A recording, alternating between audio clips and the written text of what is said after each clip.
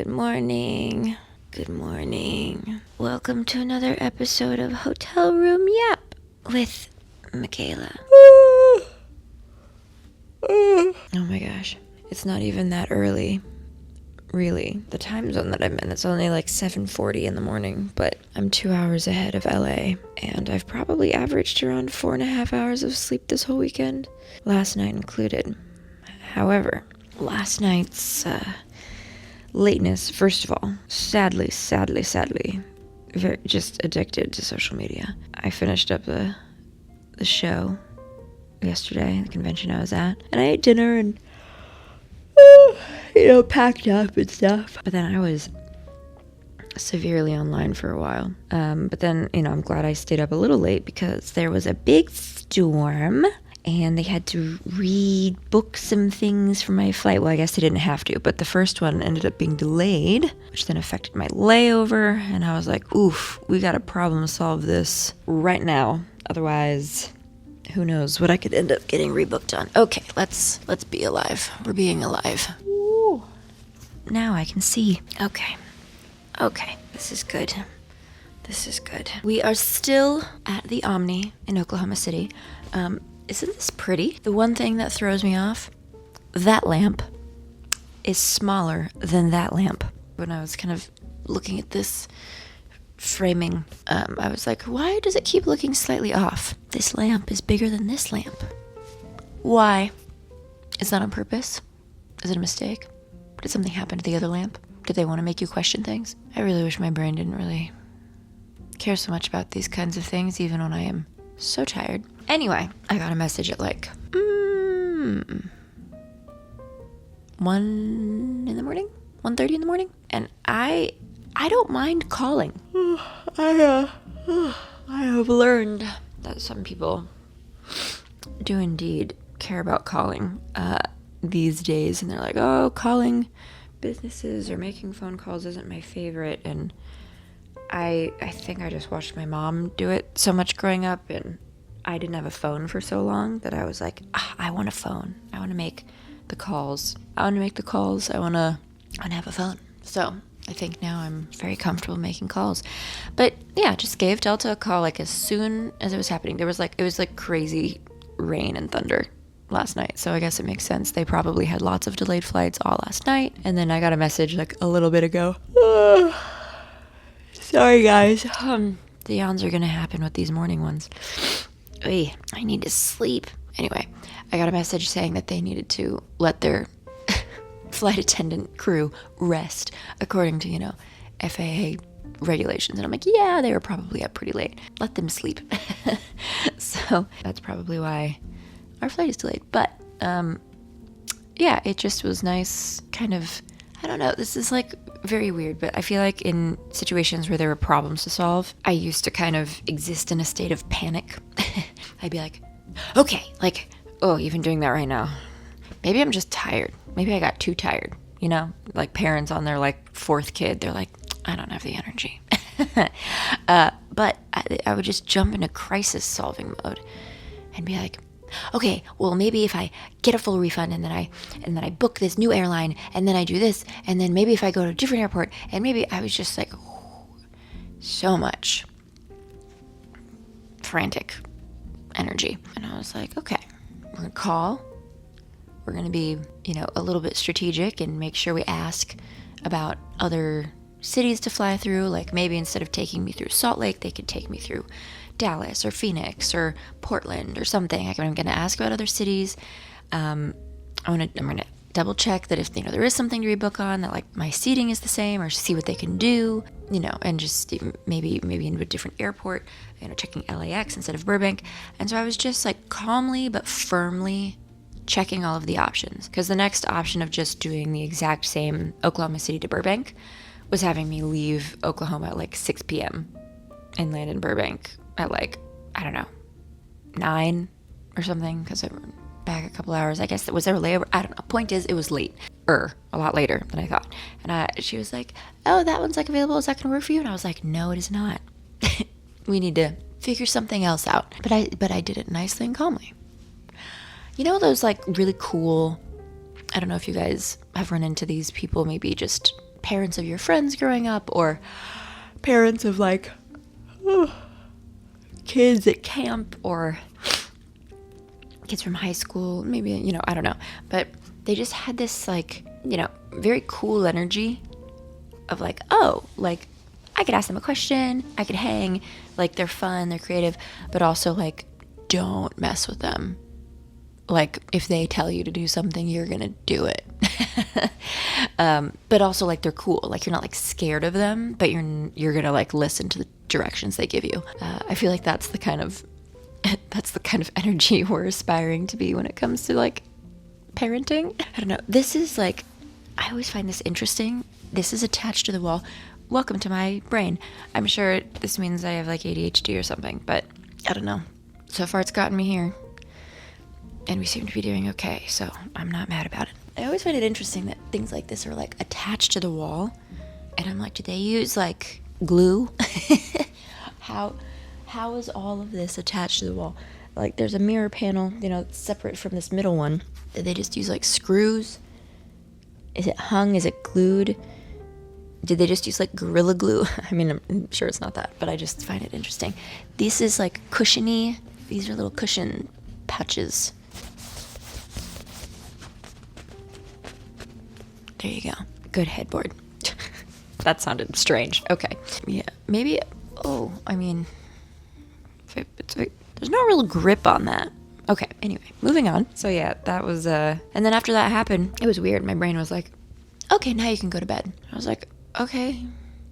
I was like awake. I mean, I wasn't like churning and like frantic. I was just like, I'm still awake. I was like, okay. It's been a long day. I've been on my phone a lot. Can we like be done? And then after I figured that out, my body was like, all right, you're good now. I was like, did you know? Did we know there were going to be issues? Because, I guess I had time to like fix it too, because I needed to leave at 6:30 originally. So if I would have woken up at like 5:45 or whatever and seen all that, I would have been like, oh crap, and been kind of more frantic potentially. So maybe it's the fact that I had a little bit more time, which eased it this time, because before though, I would have totally still been frantic regardless of how much time I had. But it definitely, the time helped me be like, okay, now we have like 8 hours till the plane takes off instead of 6 hours or whatever. I don't know. But back to like the second episode where I was like, I need to work on my sleep. I just don't. This weekend was rough. Not once I got, maybe 2 nights ago. So maybe Saturday night into Sunday night, I actually slept solidly. Yeah, Thursday, Friday, and then last night, Sunday. I don't think I was like fully asleep. I did not feel well rested. I wonder if this is an age thing. I mean, I know I'm still not that old, but travel is like quite tiring now. I think it was fun for a while, and it's still very cool, and I'm very grateful to be doing it for the reason that I'm doing it. But I miss my dog. I miss my mom. I miss my bed. I kind of am like craving that routine and that stability, especially because I didn't have it growing up the same way. We moved a lot, and I changed schools a lot, and acting, like running all over the city for auditions and jobs and stuff, was a lot. Like the most consistent thing for me, the most consistent place, was my high school. I was there from 7th to 12th grade, so 6 years. That's the longest I've ever been in one place for anything. Like even while I was there, let me think, 1, 2, 3, 4. I moved 4 times over the course of those 6 years from middle to high school. Very different places too. That high school is like the longest place I've ever like been, which is crazy. So it wasn't a home, it was a school. And again, this is not me going, oh, woe is me. We were trying to make some things happen. We were doing the best that we could do. We figured it out. That was the longest, like the most consistent thing. And then second to that, I guess, the most consistent house, the most consistent home that I have known and been familiar with is my grandparents' house in Indiana. So yeah, it's just kind of interesting that a house that I technically didn't grow up in, like it's been the same house since I was born. Ever since I was a baby, toddler, middle school, high school, through now, that house has been the same house. You know, there's been some decor changes, subtle, but for the most part, that carpet is the same. That door is the same. So yeah, it's interesting to think about those two things, school and then grandparents' house, whenever I'm moving around a lot, traveling a lot, and I just start to miss being home. I've been at the place that I'm renting now for approaching 3 years. It'll be 3 years in July, because I think it was 2022. So into 23, 24, 25. So yeah, it'll be 3 years this July, which is the longest, I've ever rented personally. So I guess aside from high school and then grandparents' place, this is the longest place I've been, and I can feel, this is why I feel like I need to own something soon, because I can feel like my roots just like sucking into this place, and I'm like, I'm still renting, like this might not be my home. But then I also think of property taxes in Los Angeles. So fun. And the amount that I'm paying in rent right now, and somebody else is in charge of maintenance technically, if something goes wrong, somebody else's liability. They have the insurance, etc. And so the amount that I'm paying, I don't know, might be similar to property tax on like a bigger place that is home right now. Not completely. I mean, I think it's still a little bit more, but I have a decent deal, so it's pretty comparable. So I just I'm trying to be like a little more calm and less flustered about the idea of like, I have to own something because I'm gonna get too attached to this, or owning is better than renting. And I think that's a misconception that lots of people are starting to figure out, because if you do have a good deal on a rental, having somebody else be liable for things can be a huge relief. And I know so many people who are like, man, homeownership is it's great, but oh my gosh, it's so much work and so much money. And I'm like, oh, like what are you spending money on? And so I guess it's just like lots of little things that end up, I don't know, adding up, with roof and plumbing and etc. So I think this yap was a little all over the place, but that's okay. Phone calls and feeling more mature with problem solving, figuring out what home is and why the heck I still have such a bad sleep habit when I'm on the road, why sleeping away from home doesn't feel fun. Getting older is weird. I'm like, oh, they were right. Because I feel like when I was younger and I met people who were, late 20s, early 30s, and then definitely like parents, I was like, oh my gosh, like you could travel, you could do this and go over. And they're like, we like being home. And I was like, home? Why do you like being home? I was like, it's so funny. I totally get now, this is going to be an interesting statement, but I totally get why really, really well-off families like cover everything for their kids who want to travel like during college or right after college and in their 20s and stuff, because I do feel like it is kind of a limited window. I feel like once you get to, I guess it depends. I really liked high school and I was kind of a nerd and I wasn't a cool kid. So I this didn't really hit me until I was like 17, 16-ish. But I wasn't like 12 years old trying to like sneak out and go to a rave or something. But yeah, 16, 17 through like probably like 27, 28. So like probably like a decade, a little over a decade. But that's where like the wanderlust like hits, which I think is why so many people who are older and like giving advice to a younger generation are just like, travel when you're young, just say yes to the trip, the money will come later, blah blah blah. I mean, not to like extremes, of course, but like I get it, because I think when you get to, I don't even know what's happening with my hair right now, I think when you get to your late 20s early 30s, and maybe not every people, good, not every person, but I think there's like that little shift of like, hey, where's like my home base? where can I plug back in and feel just like safe and familiar? Or maybe that's a trauma recovery response, who knows? I have no idea. But yeah, I'm understand now why so many people who I talk to are just like, oh my gosh, you're so young, have so much fun, just travel, just say, I don't know why all of a sudden I sound like I'm from like Staten Island or something or like Boston, but yeah, they're like, travel, like go on the trip, like make new friends, backpack alone, like don't let anything hold you back. If you feel like you want to do something, like do it. And I'm just like, okay, like gosh, why are they acting like it's like the end of the world? And it's like, oh, well, because your body changes. And then maybe as a woman, especially, I don't know, sure there's studies on this, but especially as a woman, you're like, hey, like where's like my family? Not that I didn't fully have that when I was younger, but it's definitely more present now.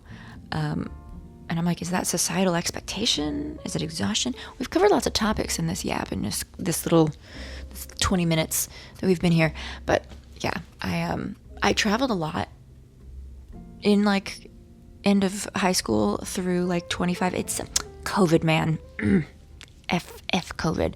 That took a lot away. I could only be so mad. Maybe I should save that for another video because, you know, the whole world was hurting at that point, and interesting decisions were being made across the board by the people in charge. But I had just turned 25. I was working my butt off. Yeah, you know what? We're gonna save it. I'm gonna write down a note. We can be frustrated at COVID in a different video. Yeah, there's all sorts of things tied to that time of life that we can get to at a different time. Anyway, yeah. I want to go home. All right, before I go, I have to get down to the lobby in 27 minutes. Of course, I don't even know how any of this from a book is going to relate to anything we just talked about because we covered like 3 different topics. But let's pull a lovely little phrase from Rick Rubin's The Creative Act Way of Being, just to, I guess, inspire our day. Why not? Self-awareness. As children, few of us are taught to understand and prioritize our feelings.